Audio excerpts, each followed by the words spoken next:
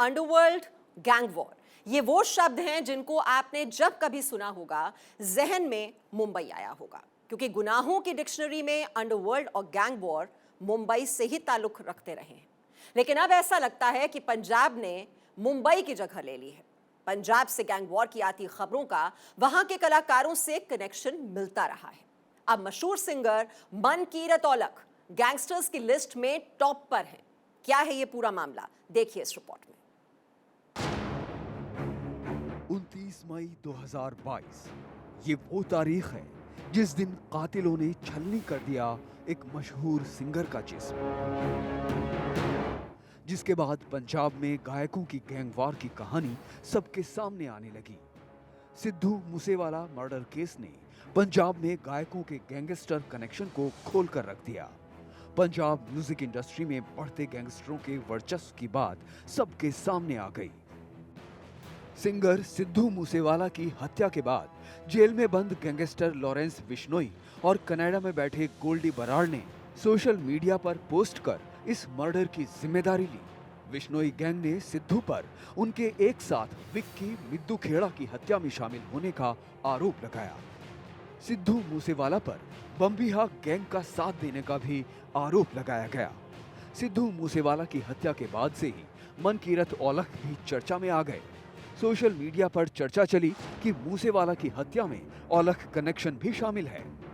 अब एक बार फिर गैंगस्टर दविंदर बम्बिहा ग्रुप ने मनकीरत औलख को जान से मारने की धमकी दी है।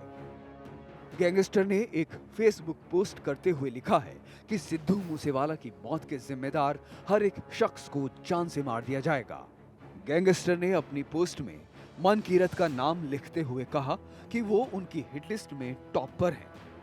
पोस्ट में सिद्धू मूसेवाला के कत्ल में शामिल और हत्या की जिम्मेदारी लेने वाले लॉरेंस बिश्नोई और गोल्डी बराड़ के साथ साथ गैंगस्टर जग्गू भगवानपुरिया का भी जिक्र किया गया है। पोस्ट में लिखा गया है कि तीनों का साथ देने वालों को जान से मार दिया जाएगा। पोस्ट में गैंगस्टर ने लिखा है कि वो सिद्धू मूसेवाला के पिता की सभी बातों का समर्थन करते हैं। लॉरेंस बिश्नोई और गोल्डी बराड़ पैसे लेकर कत्ल करने वालों में से हैं।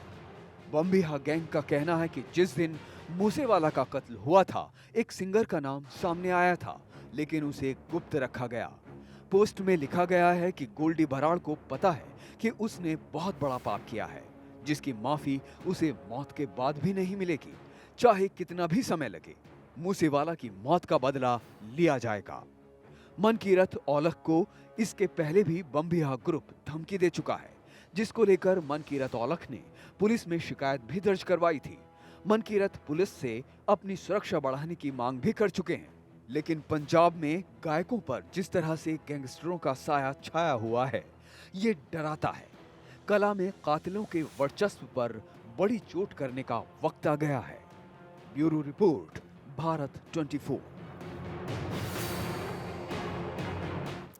और आपको ये भी बता दें, सिद्धू मूसेवाला की हत्या के बाद सोशल मीडिया पर लगातार एक कैंपेन चलाया गया, जिसमें कहा गया कि सिद्धू की हत्या में मनकीरत औलख भी शामिल हैं, जिसके बाद मनकीरत औलख ने एक वीडियो जारी करते हुए अपना पक्ष रखा था। सत श्री अकाल जी, वाहिगुरू जी का खालसा, वाहिगुरू जी की फतेह। सो बहुत माड़ा होया जी, साडा भरा सिद्धू मूसेवाला साडे विच नहीं रहा। सो इन्नी भरी जवानी च किसी पुੱਤ ਦਾ ਆਪਦੇ ਮਾਪਿਓ ਨਾਲ ਵਿਛੜਨਾ ਬਹੁਤ ਮਾੜਾ ਹੋਇਆ। ਸਾਡੀ ਇੰਡਸਟਰੀ ਦਾ ਮਾਨ ਸੀ ਤੇ ਮੈਂ ਜਿਹੜੀ ਗੱਲੋਂ ਤੁਹਾਡੇ ਨਾਲ ਲਾਈਵ ਹੋਇਆ, ਤੁਹਾਡੇ ਨਾਲ ਗੱਲ ਕਰਨ ਲੱਗਿਆ, ਇਹ ਮੀਡੀਆ ਵਾਲਿਆਂ ਨੂੰ ਮੇਰੀ ਹੱਥ ਬੰਨ੍ਹ ਕੇ ਰਿਕਵੈਸਟ ਆ ਭਰਾਓ, ਜੇ ਤੁਸੀਂ ਚੰਗਾ ਨਹੀਂ ਛਾਪ ਸਕਦੇ, ਮਾੜਾ ਨਾ ਛਾਪੋ। ਪਹਿਲਾਂ ਉਹ ਜਦੋਂ ਜਿੰਦਾ ਸੀ ਤੁਸੀਂ ਉਹਦੇ ਬਾਰੇ ਲਿਖ ਕੇ ਜੀ ਉਹ ਐਂ ਕਰਦਾ, ਉਹ ਫਲਾਣਾ ਕਰਦਾ, ਦਬਾ ਲਿਆ। ਅੱਜ ਤੁਸੀਂ ਸੇਮ ਉਹ ਚੀਜ਼ਾਂ ਮੇਰੇ ਬਾਰੇ ਛਾਪੀ ਜਾਂਦੇ ਹੋ। मनकीरत औलख ਦਾ ਕੋਈ ਮੈਨੇਜਰ ਸੀ ਜੀ, ਕਿਹੜਾ ਮੈਨੇਜਰ ਸੀ, ਕਿਉਂ ਝੂਠੀਆਂ ਗੱਲਾਂ, ਕਿਉਂ ਐ ਕਰੀ ਜਾਂਦੇ ਹੋ। ਮੈਨੂੰ ਆ ਨਹੀਂ ਡਰ ਯਾਰ, ਠੀਕ ਆ ਮੈਨੂੰ ਕੋਈ ਮਾਰ ਜੇ ਕਰ ਜੇ, ਤੁਹਾਡਾ ਉਹ ਚੀਜ਼ ਨਾਲ ਵੀ ਰਾਂਝਾ ਰਾਜੀ ਹੁੰਦਾ ਨਾ, कर लो।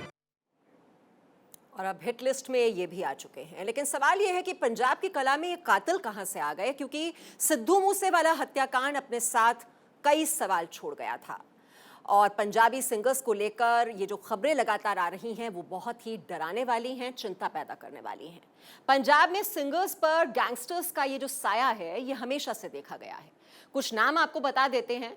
परमीश वर्मा, मशहूर पंजाबी गायक, परमीश वर्मा पर भी जानलेवा हमला हो चुका है जब वो मोहाली में अपने दोस्त कुलवंत चहल के साथ कहीं पर जा रहे थे। उस वक्त उन पर गैंगस्टर दिलप्रीत सिंह ने हमला कर दिया। इस दौरान उन पर कई राउंड फायरिंग भी की गई। दिलप्रीत ने हमले से पहले फेसबुक पर पोस्ट कर धमकी भी दी थी।